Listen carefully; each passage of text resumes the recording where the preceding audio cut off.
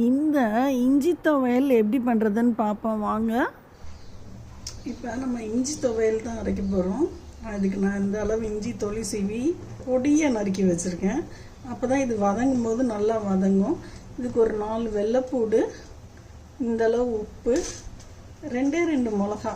ஏன்னா இஞ்சியே காரம், பூண்டு வேறு காரம், அதனால் நம்ம 2 மிளகாய்க்கு மேலே எடுக்கலை.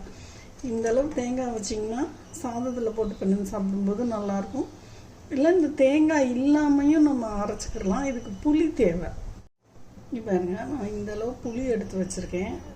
இந்த அளவு புளி இருந்தால் தான் இது நல்லாயிருக்கும். இப்போ இந்த மாதிரி நம்ம ஒரு சட்டி காய வச்சுருக்கோம். இதில் ஃபஸ்ட்டு எண்ணெய் ஊற்றி கடுகு உளுந்து தாளித்து தனியாக எடுத்துக்கிடலாம். இது நான் கொஞ்சம் நிறையவே எண்ணெய் ஊற்றிக்கிறேன், ஏன்னா இஞ்சி வதங்கணுங்கிறதுனால. இப்போ எண்ணெய் ஊற்றிட்டு இந்த அளவு நம்ம உளுந்து போட்டுக்கிடலாம். உளுந்து செவக்கட்டும். இப்போ நமக்கு லேசாக செவக்க ஆரம்பிக்குது. நீங்கள் இந்த அளவு கடுகு போட்டுக்கோங்க. போட்டுட்டு சும்மா வாசத்துக்கு நான் 2-3 எள்ளும் சேர்த்து போடுறேன்.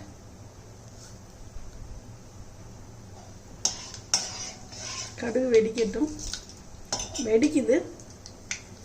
இதோட இந்த 2 மிளகாயை போட்டு அடுப்பு ஆஃப் பண்ணிடுவோம். கொஞ்சம் இது கொஞ்சம் ஆறட்டும்.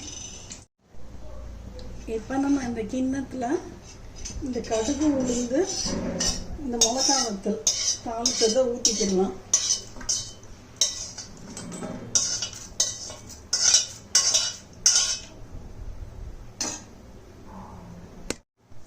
இப்போ இந்த மாதிரி ஊற்றி வச்சுட்டு இந்த எண்ணெயை திருப்பி நம்ம சட்டியில் ஊற்றிக்கிடுவோம்.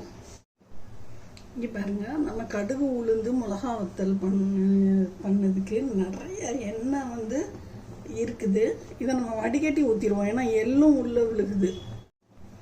எள்ளு லேசாக இருக்கிறதுனால அது டம டமன்னு விழுகுது. அதனால நீங்கள் இந்த மாதிரி வடிகட்டி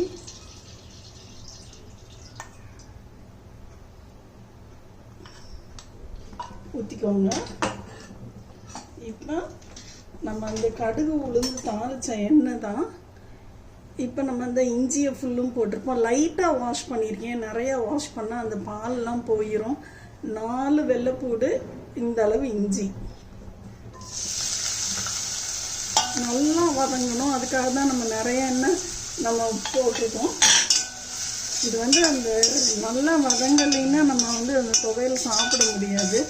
நல்லா சிம்மில் போட்டு கொஞ்சம் ஒரு 5 நிமிஷம் வதக்கிக்கோங்க. நல்லா கையில் போட்டிங்கன்னா நடுவில் வேகாது. இப்போ பாருங்க, நமக்கு ஓரளவு வதங்கி இருக்கு நல்லா. நான் இதோட நான் அந்த அடுப்பை ஆஃப் பண்ணி இது கொஞ்சம் ஆறட்டும் அப்படின்னு சொல்லி விடுறேன். ஏன்னா இது நல்லா ஆறுனா தான் நமக்கு நல்லா இருக்கும் அந்த இஞ்சி. அதனால நல்லா ஆறட்டும். ஒரு 10-20 நிமிஷம் கழிச்சு நம்ம இதை அரைச்சிக்கிடலாம். சட்டியிலே இருக்கட்டும். பாருங்க, நமக்கு இப்போ இது நல்லா ஆறிடுச்சு.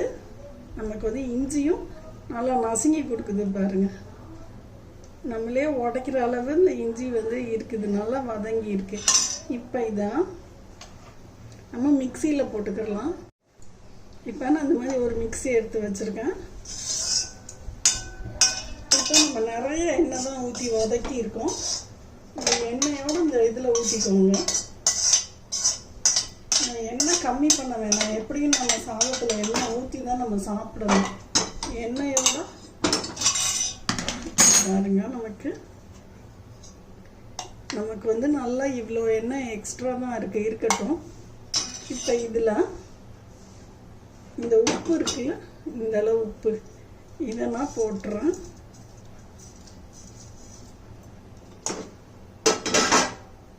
இதில் புளியும், இது பச்சை தேங்காய் தான். இது அந்த இஞ்சி எவ்வளவோ அந்த அளவு. இப்போ வதங்கின இஞ்சியை விட கொஞ்சோண்டு கூட இருக்கலாம் மேபி. இதை வதக்குனீங்கன்னா ஆயிலாக வந்துடும். அதனால நான் சும்மா இப்படி தான் வச்சுருக்கேன். நம்ம இந்த கடுகு உளுந்து எள்ளு இந்த மிளகா வச்சுருந்தோம்ல, இந்த மிளகாயை மட்டும் நீங்கள் போட்டு வறுத்துக்கோங்க. இதை நம்ம கடைசி போட்டு ஒரு சுற்றிக்கிடலாம். இப்போ இதை ஃபஸ்ட்டு வந்து தண்ணி ஊற்றாமல் ஒரு சுற்றிட்டு வந்துக்கிறோம். இப்போ பாருங்கள், நம்ம தண்ணி ஊற்றலை, அந்த எண்ணெய் இருந்ததுலே இந்த அளவு நமக்கு இது இருக்குது, சுற்றி இருக்குது. இப்போ இதில் நம்ம கடுகு, உளுந்து, எள்ளு இதை போட்டு ஒரு சுற்றிட்டு தண்ணி தேவைன்னா அப்புறமா கொஞ்சமாக தொளிச்சுக்கிடலாம். இந்த இதை போட்டு இப்போ ஒரே ஒரு சுற்று அவ்வளோதான், சுற்றிட்டு வந்துடலாம். இங்கே பாருங்க, நமக்கு கரெக்டாக வந்துடுச்சு. தண்ணி தேவைப்படலை. உங்களுக்கு தண்ணி தேவைப்பட்டுச்சுன்னா நீங்கள் தொளிச்சுக்கோங்க. எனக்கு இது தேவைப்படலை, அதனால நான் இப்படி எடுத்து வச்சுக்கிற போகிறேன். எப்படி பண்ணுறதுன்னு பார்ப்போம் வாங்க. இங்கே பாருங்க, நம்ம வந்து தண்ணியே தொளிக்கலாம். ஆனால் நமக்கு வந்து திக்காக வந்திருக்கு, நல்லா இருக்குது. எப்படி டிஸ்பிளே பண்ணுறதுன்னு பார்ப்போம் வாங்க. இங்கே பாருங்க, இங்கே எவ்வளோ எம்மியாக, செம்ம எம்மியாக, செம்ம சூப்பராக வந்திருக்கு. நம்ம ஒரு சொட்டு தண்ணி கூட இதில் நம்ம பண்ணவே இல்லை. நீங்களும் ட்ரை பண்ணி பார்த்துட்டு சொல்லுங்கள். எவ்வளோ தேங்காய் போட்டதுனால நமக்கு வந்து வயிறு வந்து நல்லா இருக்கும், ஒரு பெயின்லாம் இருக்காது. ட்ரை பண்ணி பார்த்துட்டு சொல்லுங்கள் ஃப்ரெண்ட்ஸ். பை.